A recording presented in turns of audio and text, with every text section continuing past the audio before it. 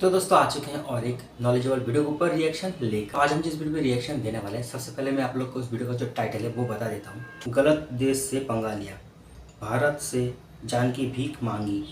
अब दोस्तों किसने किस देश से पंगा लिया है और भारत से क्यों जान का भीख मांगा है, वो तो हम लोग को वीडियो देखने के बाद ही पता चलेगा। इन्फोटेक का वीडियो आप लोग को ओरिजिनल लिंक मिल जाएगा in the description. So let's start this video.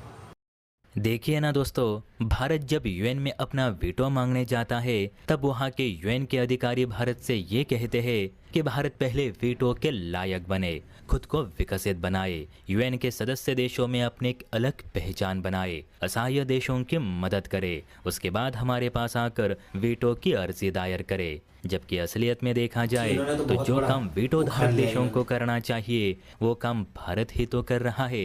और आज तो हम इसका लाइव एग्जाम्पल देखेंगे कि वीटो धारक देश क्या कर रहे हैं और वीटो ना होने के बावजूद भारत क्या कर रहा है।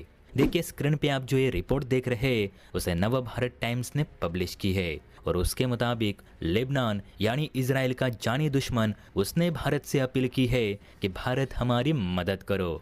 दरअसल आप सभी जानते हैं कि कुछ दिन पहले ही इजराइल ने लेबनान के अंदर ज़मीनी अभियान शुरू करते हुए पेजर अटैक करवाए थे, जिसमें लेबनान के बहुत से लड़ाके बस एक बटन दबाते ही बुरी तरह से घायल हुए, जिसके बाद इजराइल और लेबनान में शुरू हुई भीषण जंग। फिर हिजबुल्लाह का सरगना यानी नसरल्लाह को मारकर इजराइल ने पूरे लेबनान को ही चौंका दिया, जिसे देख ईरान भी इस जंग में कूद पड़ा। फिर इजराइल ने एक बड़ी एयर स्ट्राइक करते हुए लेबनान का हुलिया ही बदल दिया। इवन इजरायली सेना लेबनान के कई किलोमीटर अंदर तक घुस गई और लेबनान के लड़ाकों को कुत्तों की तरह मारने लगी। अब इजराइल के इसी जवाबी कार्यवाही से डरे लेबनान ने भारत से मदद मांगी है। रिपोर्ट के मुताबिक भारत में लेबनानी राजदूत रबी नरश ने इजरायली हमलों को विनाशकारी बताते हुए उन्हें फौरन रोकने की अपील भारत से की है।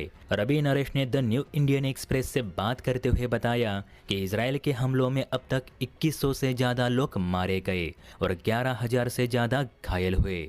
इसके अलावा लगभग 12 लाख लोग शिफ्ट हुए, जिससे कि लेबनान की अर्थव्यवस्था पर काफ़ी बुरा असर पड़ रहा है। इसीलिए हम भारत से अपील करते हैं कि भारत एक शांति प्रिय राष्ट्र के तौर पर इजराइल को ये युद्ध रोकने के लिए कहे।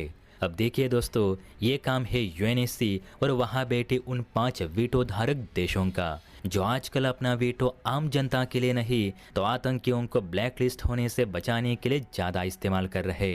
अब लेबनान का कहना है कि भारत इजराइल से कहकर और भारत एक लोकतांत्रिक देश के तौर पर कहेगा भी, जैसे कि यूक्रेन के लिए कहता आया है। अब ये कहाँ तक पॉसिबल है मुझे भी समझ में नहीं आ रहा। अब इजराइल और लेबनान के बीच का विवाद जमीन और आतंकवाद को लेकर है, जो कि उनका अंदरूनी मामला है, जैसे कि भारत चीन और भारत पाकिस्तान का है, जिस पर भारत को भी इजराइल की तरह किसी तीसरे देश का हस्तक्षेप पसंद नहीं। और गौर करने वाली बात है कि इजराइल ने कभी भी कश्मीर को लेकर पाकिस्तान का समर्थन नहीं किया। तो आज लेबनान का ऐसा सोचना कहाँ तक सही है कि भारत इजराइल को 2 टूक देकर उसे जंग रुकवाने के लिए कहे।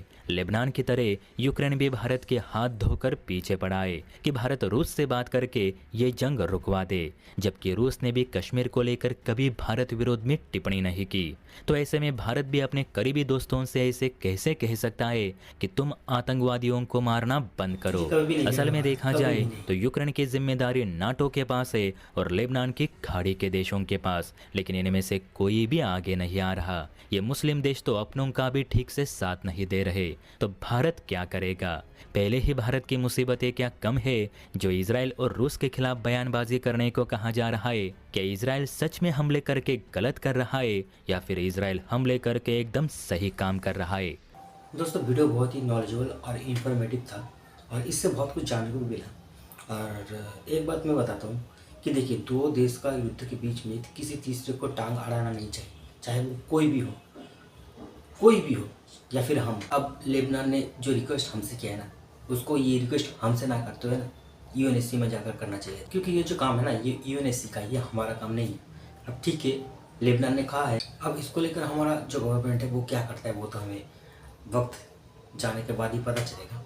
अब देखिए, यूएनएससी अब इस टाइम में ना जस्ट एक नाम बनकर रह गया है। अब पहले जैसा पावर यूएनएससी में नहीं है। दोस्तों मुझे जहाँ तक लग रहा है कि जितना टाइम जा रहा है ना, यूएनएससी उतना डिजास्टर साबित हो रहा है। यूएनएससी में ना रिफॉर्म का बहुत ही ज़्यादा ज़रूरत है। आप लोग ही देखिए, लेबनान को ना यूएनएससी से ज़्यादा भरोसा किस पर है? हम पर।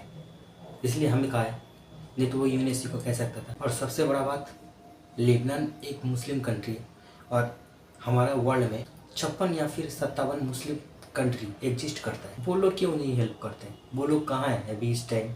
अगर भारत में कुछ होता है छोटा मोटा, तो मुस्लिम कंट्री का जो एक संगठन है ना, OIC, वो तो ज्ञान देता रहता है कि भारत में मुस्लिम के साथ अत्याचार हो रहा है, मुस्लिम वहाँ पर रह ही नहीं सकता, और भी बहुत कुछ। ठीक है, तो वो लोग कहाँ गए? तुम लोग अपने बिल से निकलो और लेबनान का हेल्प करो, क्यों नहीं कर रहे हो? मैं एक बात आप लोग को बता देना चाहता हूँ, ख़ासतौर कि मेरा जितना भी मुस्लिम भाई बहन, मुस्लिम ही मुस्लिम का सबसे बड़ा जो दुश्मन है। ये आप लोग जितना जल्दी समझ जाओगे उतना जल्दी आपके लिए बहुत ही अच्छा है। सबसे बड़ा मैं आप लोग को उदाहरण दे देता हूँ। देखिए 1971 में बांग्लादेश में क्या हुआ था? तब मुस्लिम ने ही मुस्लिम के ऊपर अत्याचार किया था। फिर आप लोग आ जाइए अफगानिस्तान, क्या हुआ? तालिबान जब आए थे तब क्या हुआ था? कौन मरा था? मुस्लिम ही मारा था। किसने मारा था? मुस्लिम ने ही मारा था। और शिया और सुन्नी वाला कॉन्सेप्ट तो आप लोगों को पता ही होगा, चाहे वो शिया हो या फिर सुन्नी, मगर है तो मुस्लिम ना। और एक बात दोस्तों, युद्ध किसी भी समस्या का समाधान नहीं होता है। चाहे जो भी जीते, लास्ट में दोनों का ही नुकसान ही होता है। तो जितना जल्दी हो सके इसका ऊपर बातचीत करके इसका हल निकाल लेना चाहिए, मुझे जहाँ तक लगता है। तो ही दोनों के इसका अच्छा है। ओवरऑल दोस्तों वीडियो तो मुझे बहुत ही अच्छा लगा। आप लोग को कैसा लगा वो आप लोग कमेंट में जाकर बता सकते हो। वीडियो अगर अच्छा लगे तो वीडियो को लाइक कर देना, शेयर कर देना और उसके साथ साथ हमारे चैनल को भी सब्सक्राइब कर लेना। मिलते हैं नेक्स्ट वीडियो में, तब तक के लिए जय हिंद, जय भारत।